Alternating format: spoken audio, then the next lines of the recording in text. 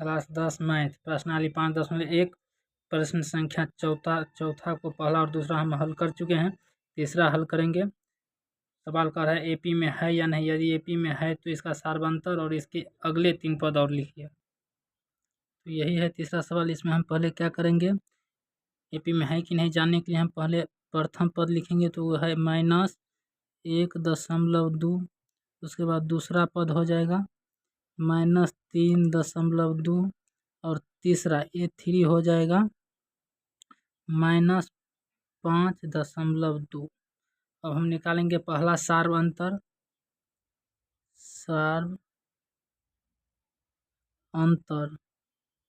1 D1 बराबर A2 - A1। A2 - A1 जहाँ पर A2 है माइनस में 3.2 और माइनस A1 है माइनस में 1.2 -3.2 और माइनस माइनस प्लस 1.2।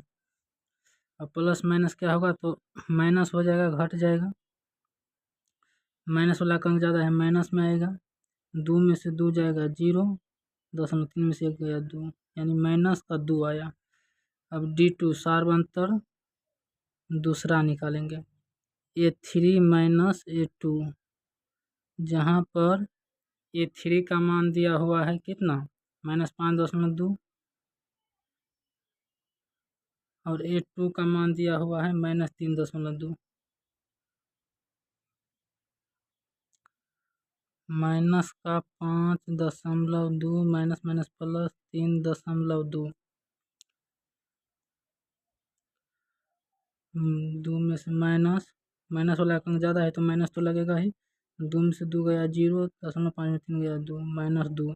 यानी सार्वंतर समान है। यहाँ पर भी दूसरा सार्वंतर भी -2, पहला सार्वंतर भी -2 आया है, इसलिए जो है ये एपी में है। तो हम इसको बोल रहे हैं कि 4 को पद दिया है और 3 को पद और निकालना है। तो चौथा यानी 5वां पद अब निकालेंगे। F5 बराबर क्या होता है तो A4 + D। पिछला पद में सार्वंतर को जोड़ देंगे।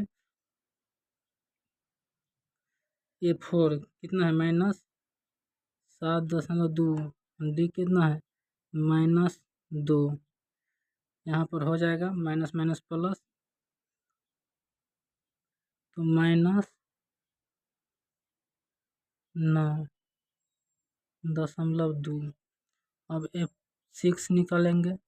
A5 + D बराबर A5 का मान आया है -9.2 प्लस -2 -11.2।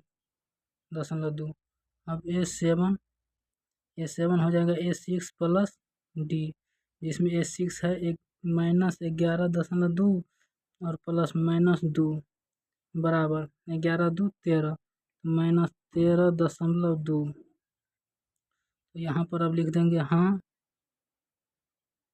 उसके बाद सार्वंतर बोल रहे हैं तो सार्वंतर कितना आया है -2 और उसके बाद एपी लिखना है। तो एपी क्या है वो अगला 3 पद, तो -9.2 -11.2